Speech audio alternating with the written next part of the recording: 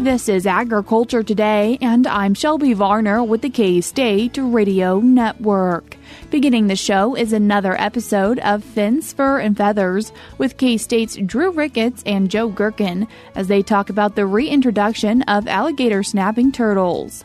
Gregg Ibendahl, K-State Extension farm management economist, keeps today's show rolling as he discusses his net farm income projections for the rest of 2024 and 2025.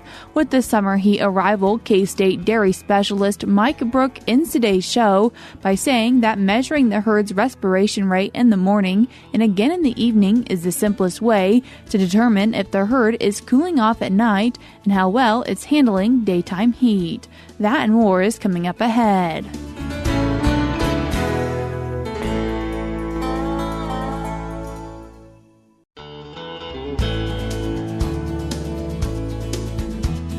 You're tuned in to Agriculture Today, and we start our Tuesday show with K-State's Drew Ricketts and Joe Gerken with another episode of Fins, Fur, and Feathers.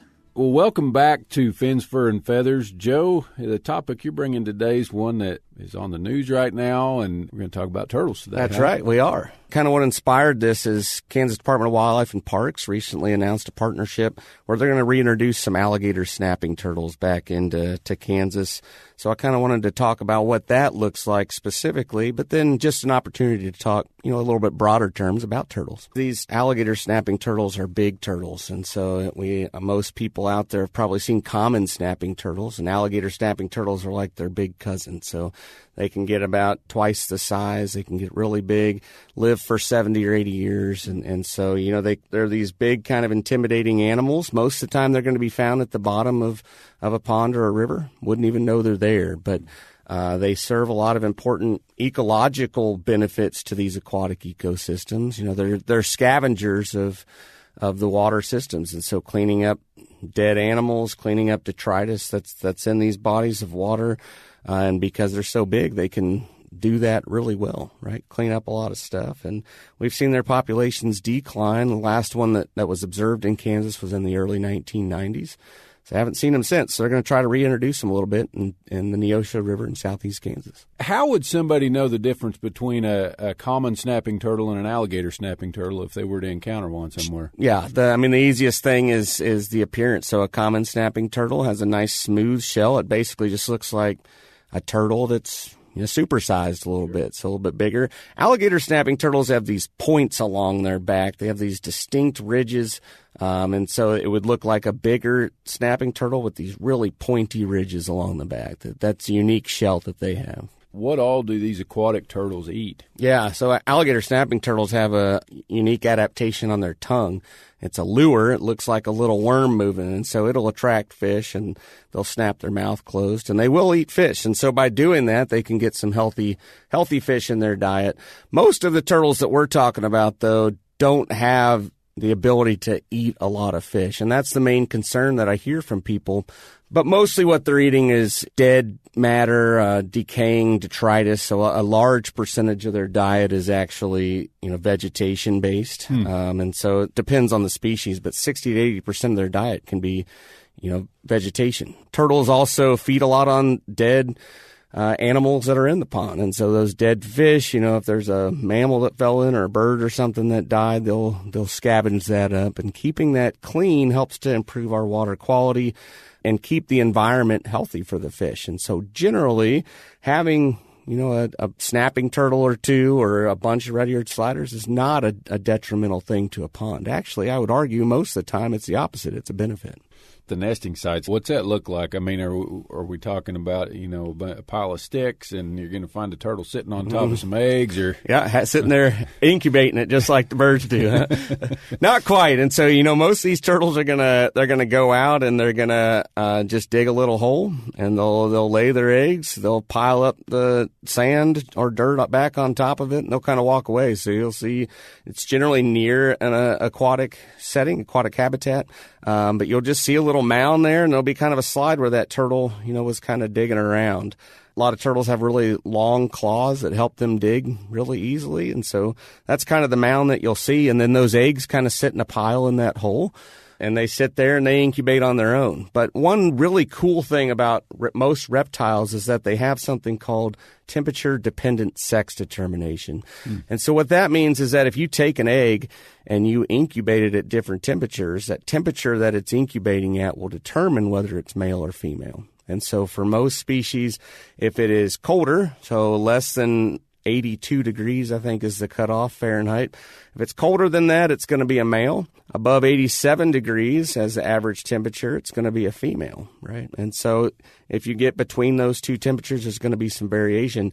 What you'll see a lot of times is that at the top of the nest, there will be a bunch of female hatchlings, and deeper down where it's a little cooler, there'll be a bunch of males. So you kind of talked a little bit about how turtles can help keep ponds clean and that sort of thing.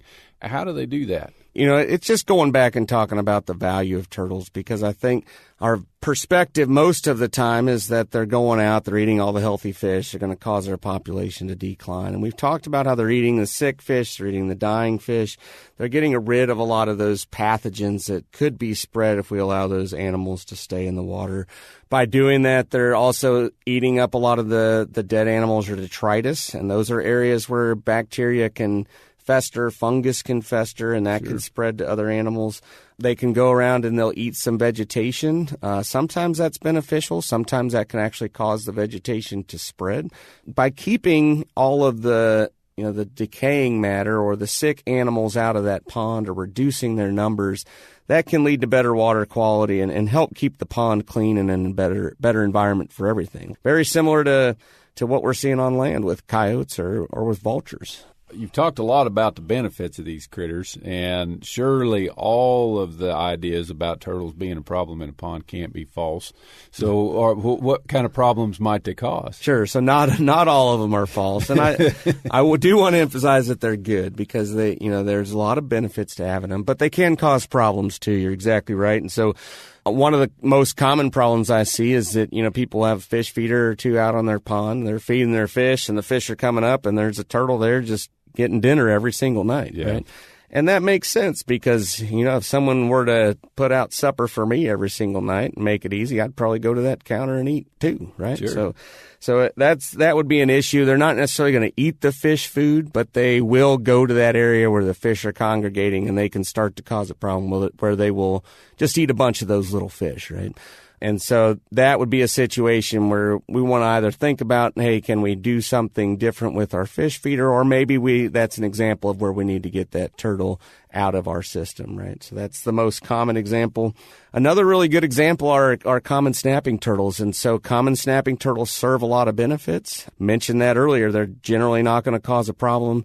Kind of one of those deals that you might see them out in your pond. As soon as you start going towards them, they're going to be scared of you and run away. Sure. So 99% of the time, that's going to be what happens. If you just respect them and leave them alone, they're going to leave you alone. I mentioned that they can consume fish. Generally, it's those dead or dying fish. If there's nowhere for the fish to go, then they'll sit there and eat them too. So backyard ponds, where you might have some goldfish. If you see a turtle there, they can't eat all your koi or all your goldfish. So getting them out of a small backyard pond, something like that, would be something you'd want to do. So those are probably the three most common problems that I see with turtles. Generally, they're good, but sometimes they, just like any other animal, they're gonna cause some problems. And so if they're causing problems more than you think they're helping, that might be a time when you want to think about getting them out of your pond. If we do think we have a turtle problem, what can we do about it? What should we do? Again, they're generally good, but if you have a problem, you can get rid of them in a couple different ways. Most species, if we're thinking about those red ear sliders, soft-shell turtles, musk turtles, something like that, the smaller turtle species,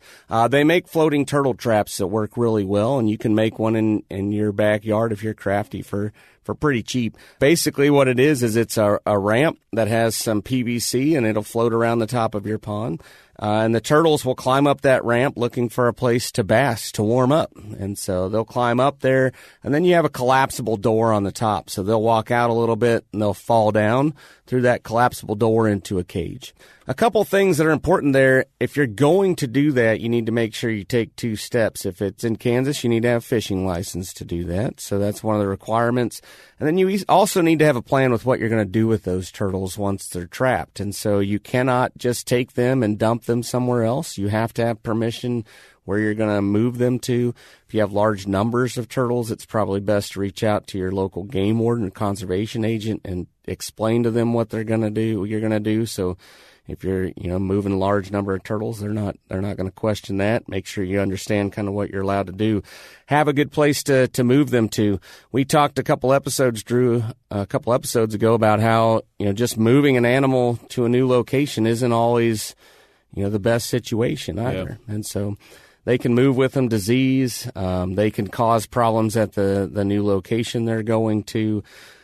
They might not have very high survival. And so just have a plan. If you're going to do that, make sure you know what to do. So that's something you can do. I think if you have a problem with snapping turtles, it's best to leave that to the professionals. So reach out to a pest management company. Your local extension agent can get you in contact with someone. You can reach out to me, and I can help connect the dots if needed. But reaching out to a professional that knows how to handle those animals without getting injured is definitely something you would want to do. What about harvest for snapping turtles? Yeah, you can harvest them and eat them. That's a great example. One of the things to mention is that turtles can spread salmonella. And so if you are harvesting them, handling them, making sure that you're following food safety protocols and cooking the meat thoroughly, washing your hands, those types of things is important. Awesome, Joe. Well, thanks for bringing this fun topic to us today to talk about turtles, and for the reminder to always think about the positives in addition to the negative things that we sometimes hear. So, like always, we appreciate our listeners, and we'll look forward to talking to you all next time. Once again, that was K-State's Drew Ricketts and Joe Gerken. I will put a link in today's show notes on agtoday.net if you'd like to listen to this full episode of Fins, Fur, and Feathers. We're cutting to a short break now, but stick around because we have more for you ahead.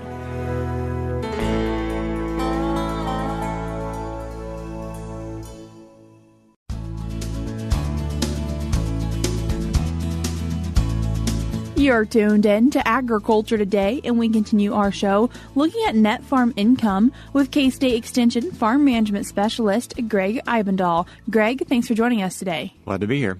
Gregg, first taking a look back at what happened in 2023. Well, it was kind of a tough year. So, going into 2022, that was a very good year. Had very good grain prices and everything looked pretty well. There was quite a bit of crop insurance to help net farm income out. But in 2023, we had a case where basically grain prices dropped down, which contributed to lower net farm income and farm revenue. But we also had a case where the stored grain farmers had at the end of 2022.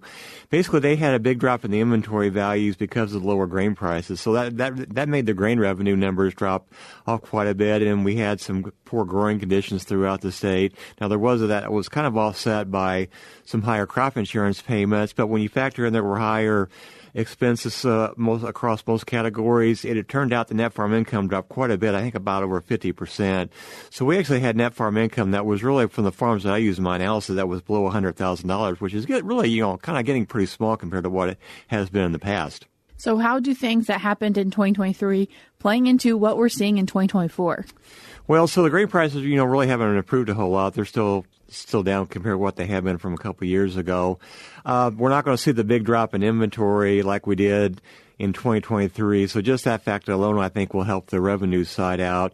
Now, we have looked at 2 really good years as far as getting not government payments, but getting crop insurance payments. I'm not sure we're going to have that bounce back again this year, because one thing with the crop insurance, we're not going to have that base for the grain prices to rely back on. So we're still going to probably have some crop insurance payments, but it's not going to be quite what it was last year.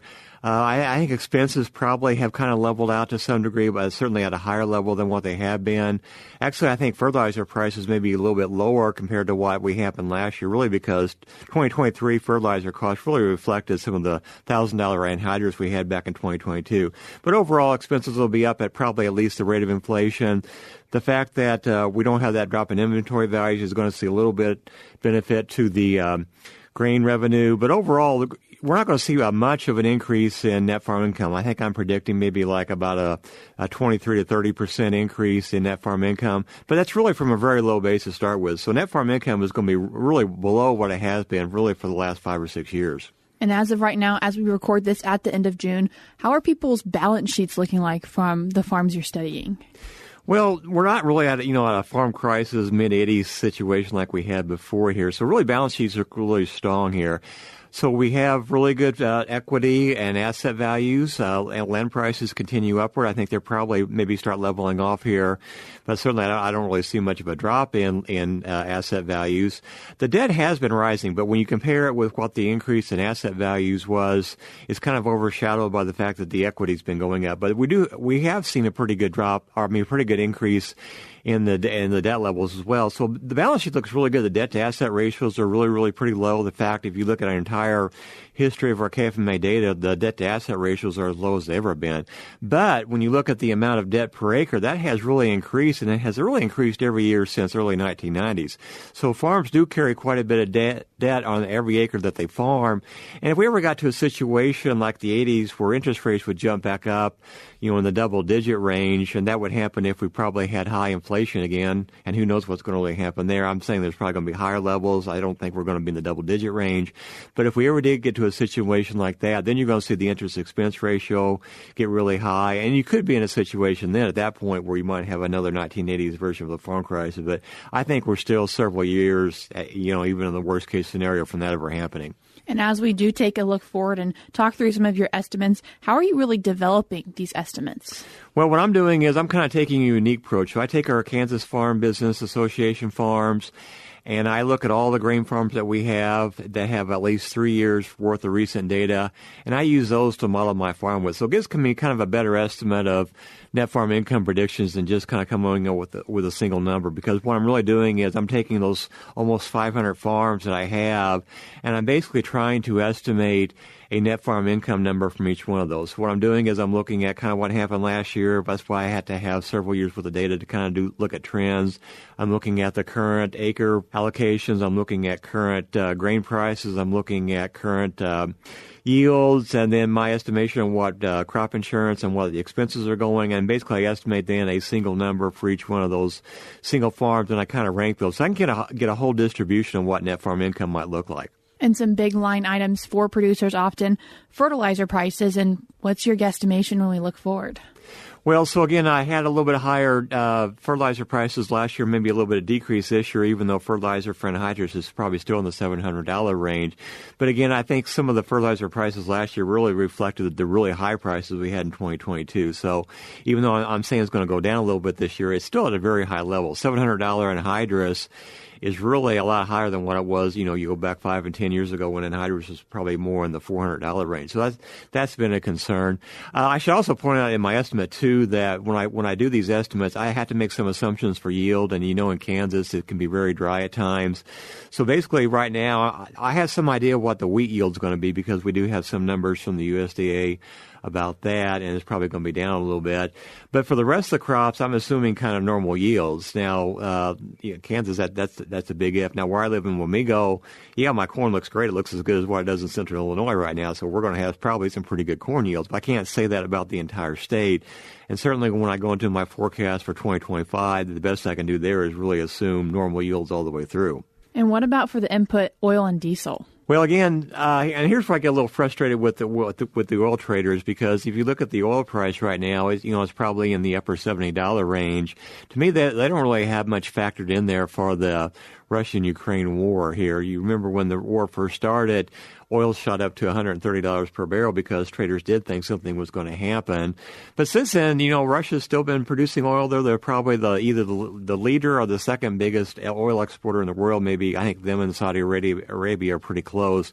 So they're really a big player in what happens with the oil market. So if something did happen with the Russian-Ukraine war, I think you would see oil jump up pretty quick. So far it hasn't. I don't know if I quite share that optimism, because if you've been following the news, Ukraine's been kind of sending a lot of drone attacks at Russian oil refinery. It really hasn't affected things yet. But that's certainly a worry for myself. The problem with that is not only does that kind of thing affect the oil price and what farmers would pay, but oil is one of the major factors that go into my prediction for fertilizer prices. And if oil got to $130 a barrel again, I think you would see a big jump up in the anhydrous and the other fertilizer prices as well here. So that's something to keep in mind. I think really my fertilizer estimate in my model, even though it's high, to me that's almost the best case scenario, because I can't see a whole lot of things bringing the fertilizer price actually down. So as we look at your farm estimates, what should farmers, maybe if your estimates are accurate, could be expecting for these upcoming months and year? Well, certainly, keep an eye on the fertilizer and oil prices because, again, as I mentioned, my estimate probably is the best case scenario for the oil and fertilizer prices. But again, with farmers, they haven't had to think about the interest expense ratio very much and what they're paying for interest because interest rates have been pretty low. Based on some of the numbers I've looked at just recently, the interest rate that farmers are paying is really quite a bit below the prime rate. Now, that could change as farmers, as they buy new land and have to not use those locked-in rates they currently have here, that has the potential to go up. A lot of farmers today really don't remember the 1980s, especially our younger farmers, when we had double-digit inflation, interest rates were in the double-digit range, and really the interest expense ratio was really 10 cents out of every dollar was going to pay interest. Right now it's probably only maybe 2 or 3 cents. So something to keep in mind is if inflation does become a problem going forward here, that's going to raise the interest expense ratio. And then interest is going to be something they're going to have to think about, which they probably haven't had to think about for a long, long time. Positive or negative net farm income looking forward, Greg? Well, again, I'm looking at a little bit higher increase in net farm income for next year, but again, that's not a whole lot. The biggest factor for me, and again, that's one of the advantages for me to be able to model every farm in our KFMA database, I'm looking at really probably going from this last year, we had 30% of our farms that had negative net farm income. I'm looking that up to jumping up to maybe like 35%, even though I'm looking at really maybe a small increase in net farm income. I think those farmers on the tail end there, and maybe over a third of our farms, have the potential to have negative net farm income. And as you know, you can't go too many years and have negative net farm income and expect to remain a farmer. So to me, that's something to look at going forward. Greg, if people would like to read or check out more information on these net farm income outlooks, how can they do that? Well, I have both a webinar that I did yesterday that should be on agmanager.info, and also I have a written publication that goes along with that. I basically have a lot more detail. You can see every single line item on the income statement. And then I also break the income statement out by regions, too, so you can see what happened in the east, central, and west part of the Kansas. Greg, I appreciate you taking the time to join us today. All right, glad to be here. That was K-State Extension Farm Management Specialist Gregg Ibendahl. He did recently do an extended presentation on this, which I will link in today's show notes on agtoday.net, or you can also find it for yourself by going to agmanager.info and then clicking on an estimate of Kansas net farm income for 2024 and a look at 2025. There are the webinar, slides, and recording all included. Also on that is a presentation from K-State grain economist Dan O'Brien looking at the U.S. corn market. We're cutting to a short break now on Agriculture Today, but stick around because when we come back, we'll be joined by K-State dairy specialist Mike Brouk with this week's Milk Lines.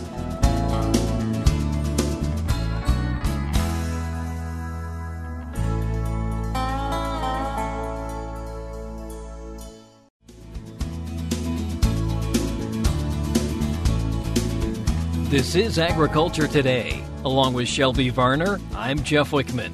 We end today's program with this week's Milk Lines. Summer heat has arrived and dairy producers should be monitoring the herd for signs of heat stress. K-State dairy specialist Mike Brouk says that measuring the herd's respiration rate, their breaths per minute in the morning and again in the evening, is the simplest way to determine if the herd is cooling off at night and just how well it's handling the daytime heat. Today I'd like to visit with our Kansas dairy producers concerning evaluating heat stress in your dairy herd. Summer is upon us and the heat is here. Hopefully you've been prepared for it. One of the things I'd like to encourage you to do, though, is to evaluate just how well are you actually prepared for heat stress in your dairy herd. You know, there's lots of different things we can do to measure heat stress in our dairy herd, but probably the simplest thing that we can do is just look at breaths per minute. I really would encourage you to evaluate the breaths per minute in your herd various places in the morning, like at 6 a.m. to 7 a.m., and then again in the evening, 6 p.m. to 7 p.m. You might say, so why are those times important? Well, the morning reading is to determine whether or not the animals actually cooled off overnight. We know they're going to get hot during the day, but one important point for production of milk as well as for reproductive efficiency is what are the breaths per minute in the morning? Did they cool off overnight? So when we start evaluating morning respiration rates, really what we're looking for is we should see respiration rates that are less than 60 breaths per minute. in our herd. That would be true for lactating cows as well as dry cows and transition animals. If we're more than 60 breaths per minute early in the morning when it's cool, that means animals did not cool off overnight. And likely, we probably are going to see some elevated rectal temperatures as well. So as you evaluate your fresh animals, if you're using body temperature as one of your evaluation points, keep in mind that if they have higher respiration rates, you are going to see higher rectal temperatures. And even at 60 breaths per minute, we can actually see those rectal temperatures exceed 101.3. Now, as we start to go up the scale, if respiration rates hit about 75 breaths per minute, means rectal temperature has probably exceeded 102.2 degrees Fahrenheit. At this point, we're probably going to see some reproductive losses. Those might be early embryonic deaths. They may be animals that simply do not conceive. But at 75 breaths per minute, rectal temperatures have reached a point where the animal probably is going to start shutting down reproductive functions and will not conceive. So if you go out there and you're breeding animals, you might take a look to see where their respiration rates actually are. And if they're above 75, you may actually be wasting your time trying to inseminate animals. Now, as we go up to 85 breaths per minute, rectal temperatures will often exceed 104 degrees Fahrenheit. We may not necessarily see animal death losses at this point. That generally doesn't occur until respiration rates exceed 120 to 140 breaths per minute. But at 85 breaths per minute, these animals are under fairly severe stress, and you will see significant losses in milk production as a result of that. So you evaluate in the morning to see whether or not animals cooled off overnight, but also evaluate in the early evening. Let's see how warm those animals actually are getting. And you can use respiration rates to give you a very good indication as to what body temperatures might look like and the amount of losses that you might be seeing for milk production as well as for reproductive losses. If you see higher respiration rates, you need to consider your cooling systems and what you're doing to actually help the animals deal with the heat. And we maybe need to add to the different ways that we can cool cows in order to keep their respiration rates to a more normal level. This is Mike Brouk with K-State Research and Extension. Thanks, Mike. And that'll do it for this edition of Agriculture Today. For Shelby Varner, I'm Jeff Wickman. This is the K-State Radio Network.